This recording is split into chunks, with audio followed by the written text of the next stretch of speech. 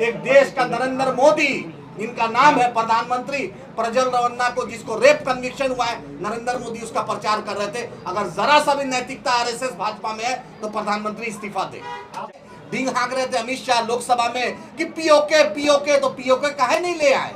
और जाकर एक गोरा व्हाइट हाउस से ट्वीट क्यों करता है? वो 56 इंच का सीना, वो 26 इंच का सीना हो जाता है। नरेंद्र देखिए, सबसे बड़ी चीज अभी तो सिर्फ ये टेलर है, अभी पूरी पिक्चर बाकी है। और हमारे यहाँ पे नेता बैठे हुए हैं, तो सोचिए इनकी रणनीति पे हम लोग जब चुनाव लड़ेंगे तो आदिल साहब की जो रणनीति बनेगी उस पर जब हम चुनाव लड़ेंगे तो इंडिया और गठबंधन दूर दूर तक नजर नहीं आएगा जाले में। हम चाहते थे महागठबंधन से गठबंधन हो। हमारा सवाल मनोज झा जी से पूछिए कि उनके बूथ पर भाजपा को कितना वोट मिलता है, राजद को कितना वोट मिलता है। व्यापारी मंत्री जो आपका है उससे पूछिए ना, नकली दवा का कब तक व्यापारी, कब व्यापार बंद होगा? आपको नगर विकास मंत्री जी कहाँ है, बतला दे। कोई ऐसा विधानसभा ब्लॉक बतला दे मंत्री जी की जिसका विकास हुआ है। हॉस्पिटल आपका खुला, जाकर देखिए 12 बजे रात में जाएंगे डॉक्टर नहीं रहेगा। आपके ब्लॉक में घुसखोरी इतना है कि लगता ही नहीं कि ये ब्लॉक है, लगता है घुसखोरी का अड्डा है। अभी 422 करोड़ का पटना में डबल डेकर ब्रिज बना है, आज सुबह वो ब्रिज में दरार आ गया है। वही नगर विकास मंत्री का, मंत्री जी को पीसी पहुंच गया होगा, लेकिन मंत्री जी बताएं कि पीसी तो ले लेते हैं, लेकिन विकास का और जो बिल्डिंग बनाने के दायित्व है नगर विकास में, जो रोड जो नगर विकास बनाता है उसका पीसी खाली लीजिएगा। अच्छा, एक बात बताइए, सीएजी रिपोर्ट, कैग रिपोर्ट आई 71,000 करोड़ का, उस पैसे का क्या हुआ भाई? उसका वाकई में बिल नहीं जमा होगा भाई? नेचुरल है। जब अगर विनोद राय ने सीएजी रिपोर्ट किया था तो यूपीए सरकार गिर गई थी, लेकिन आज भाजपाइयों की इतनी हिम्मत नहीं है कि पूछ पाए सीएजी रिपोर्ट की, क्योंकि उनको तो प्रधानमंत्री सेल्समैन बना हुआ है। अदानी का सेल्समैन पूरी दुनिया बच्चा बच्चा पूछे नरेंद्र मोदी है। बिहार में लड़कियों के साथ लगातार रेप हो रहा है और कोई इंसाफ नहीं मिलता है, चाहे वो तरन्नुम हो, चाहे स्नेहा हो, चाहे कोई भी हो, लगातार गायब भी होती है लड़कियां। हाँ। बहुत सारा। हाँ। तो इसमें क्या कहना चाहिए? इस पे यही कहेंगे, नीतीश कुमार बदला है, क्राइम कैपिटल ऑफ इंडिया बन गया है बिहार। एनसीआर भी यूपी और बिहार कंपटीशन करता है। वहाँ योगी आदित्यनाथ डींग हाँकते हैं कि 370 हट जाएगा, हम पीओ को कब्जा कर देंगे। राजनाथ सिंह, उसी उत्तर प्रदेश के रक्षा मंत्री, देश के रक्षा मंत्री, बोलते हैं नहीं मेरा इरादा नहीं था। जब पाकिस्तान का डीजीएमओ आपको फोन कर रहा था कि आप भारत से हाथ जोड़ रहा था, तो कुलभूषण जाधव को क्यों नहीं छुड़वा दिया? जो मछुआरे हमारे पकड़ाए हुए हैं उनको क्यों नहीं छुड़वा दिया? पाकिस्तान पीओके को क्यों नहीं कब्जा राजनाथ जी कर दिए? डींग हाँक रहे थे अमित शाह लोकसभा में कि पीओके पीओके, तो पीओके काहे नहीं ले आए?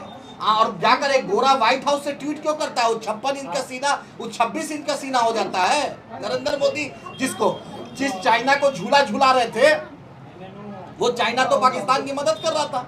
तो नरेंद्र मोदी चाइना का नाम लेने से, नरेंद्र मोदी ट्रंप का नाम लेने से इतना डरते क्यों हैं? बतलाएं। सेल्समैन बनेंगे, प्रधानमंत्री बनेंगे कि देश का प्रधानमंत्री बनेंगे? उस पद की कुछ गरिमा रखेंगे प्रधानमंत्री। और उससे बड़ी बात, एसडी देवेगौड़ा के ग्रैंडसन प्रज्वल रवन्ना एक रेपिस्ट का प्रचार इस देश का प्रधानमंत्री करता है चुनाव में। इससे बड़ा शर्म की बात कुछ नहीं हो सकती है। एक देश का नरेंद्र मोदी, इनका नाम है प्रधानमंत्री, प्रज्वल रवन्ना को जिसको रेप कन्विक्शन हुआ है, नरेंद्र मोदी उसका प्रचार कर रहे थे। अगर जरा सा भी नैतिकता आरएसएस भाजपा में है तो प्रधानमंत्री इस्तीफा दे। आपका स्वागत किया उत्साहपूर्वक, काफी लंबा आपका यात्रा लेकर आए भी, क्या कहेंगे अपने दर्शकों के लिए, खास करके अपने चाहने वालों? मैं फैसल साहब के पूरी टीम का शुक्रिया, जेके भाई का, वकार साहब का, शकील भाई का, मेरे फहद भाई का, इन लोग का जो मोहब्बत और शफकत। जब भी मिथिलांचल आए हैं मुझे लगा नहीं है कि मैं सीमांचल में हूँ, लगा हूँ कि अपने घर ही में हूँ।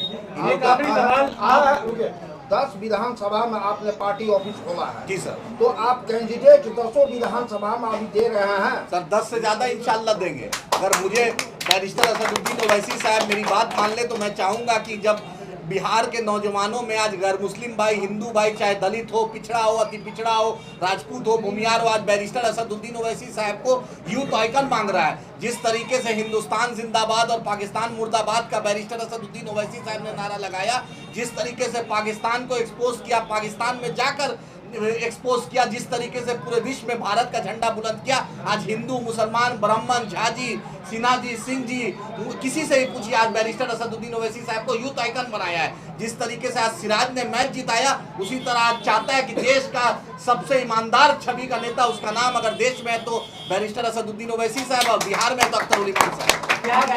अब भाई ईमान से कोई समझौता कर ले तो हम क्या कर सकते हैं?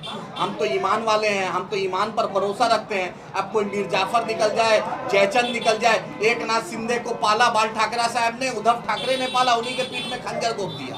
क्या कीजिएगा। अब चेतन आनंद जो अपने आप को बहुत चेतन आनंद मोहन जी के लड़का थे, लवली आनंद जी के लड़का थे, वो खंजर घोप गया तेजस्वी जी के साथ क्रिकेट खेल रहा था। तो क्या कीजिएगा। फातमी साहब को देखिए, भाजपा जदयू से बेटा को चुनाव लड़ाए थे, अब फिर से राजद में आ गए टिकट के चलते, जाकर सिंगापुर में लालू जी को गुलदस्ता देने लगे, और कल तक लालू जी को गाली फातमी साहब देते थे, वही लालू जी ने मंत्री भी बनाया था उनको। तो क्या कीजिएगा, नैतिकता बची है क्या।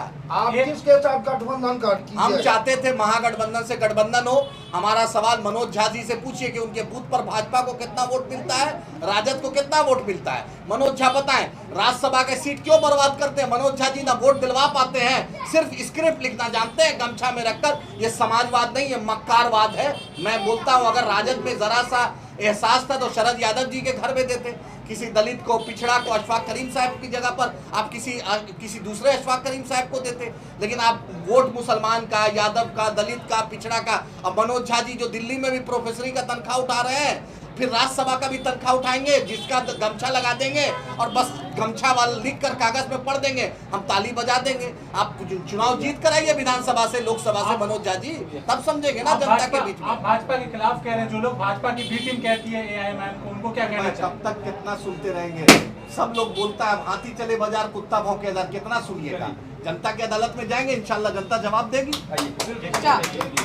और आज मेरा क्वेश्चन है कि अगर महागठबंधन में अगर AIMIM पार्टी जाती है तो क्या प्रत्याशी चेंज हो जाएगा। मतलब MIM जाएगी, अगर गठबंधन में जाएगी, इसका फैसला बैरिस्टर असदुद्दीन ओवैसी साहब करेंगे, अख्तर उल इमान साहब करेंगे। हम मजबूती से भाजपा को हराएंगे। और आज भाजपा के दूल्हे भाई वही बैरिस्टर असदुद्दीन ओवैसी साहब है, कल तक कठमुल्ला बोलते थे। जाले में आप यहाँ से प्रत्याशी भी रह चुके हैं लोकसभा के, क्या कैसा लग रहा है कार्यालय खुलने के बाद। पहले मिथिलांचल की पावन धरती पे अपने राष्ट्रीय प्रवक्ता सह युवा प्रदेश अध्यक्ष हमारे नेता आदिल हसन साहब का हम स्वागत करते हैं और हम धन्यवाद देते हैं फैसल रहमान आमिर साहब को जो जाले में सेवा कार्यालय खोले हैं। बाकी सारी बातें हमारे नेता ने रख दी है, इसलिए हम चाहेंगे कि और कोई सवाल रहा नहीं, जो भी सवाल इलेक्शन का अनाउंसमेंट नहीं हुआ है, उससे पहले कार्यालय खुल गया है, इससे क्या आपके पार्टी पर कोई असर करेगा वोट बैंक पर। ऐसे प्रभारी हमारी जिम्मेदारी है कि पूरे मिथिलांचल में हर विधानसभा में हम कार्यालय खोलें, लोगों की आवाज़ पहुंचाएं, लोगों की आवाज़ दर्द को उठाएं। और सीट का फैसला जहाँ तक कैंडिडेट का फैसला है हमारे राष्ट्रीय अध्यक्ष और अख्तर उल इमान साहब, इंदिरा आफ्ताब साहब, आदिल हसन साहब करेंगे। विधानसभा चुनाव को देखते हुए कार्यालय खुला या सेवा कार्यालय है ये। जी बिल्कुल, ये सेवा कार्यालय है।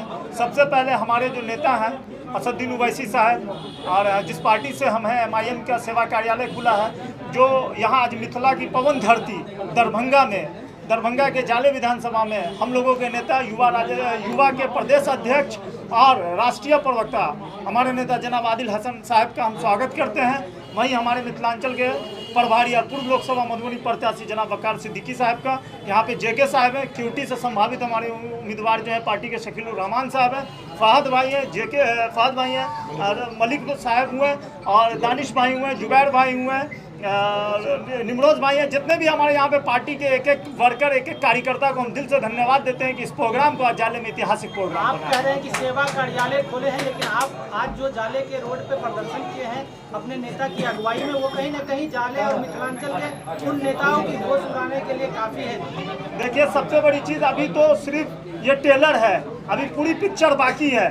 और हमारे यहाँ पे नेता बैठे हुए हैं, तो सोचिए इनकी रणनीति पे हम लोग जब चुनाव लड़ेंगे तो आदिल साहब की जो रणनीति बनेगी उस पर जब हम चुनाव लड़ेंगे तो इंडिया और गठबंधन दूर दूर तक नजर नहीं आएगा जाले में। लास्ट तक आते मैनेज तो नहीं हो जाएगा। ईमान से अगर कोई समझौता कर सकता है तो 4 विधायक मेरा जा सकता है, मगर आज ईमान से अगर समझौता करेंगे कल अल्लाह के यहाँ जवाब देना होगा और जाले की जनता माफ नहीं करेगी। मैं चुनाव हार भी जाऊंगा तो मुझे कोई गम नहीं है, क्योंकि मैं अपने ईमान और अपने लोगों के साथ समझौता नहीं करूँगा। सर एक सवाल है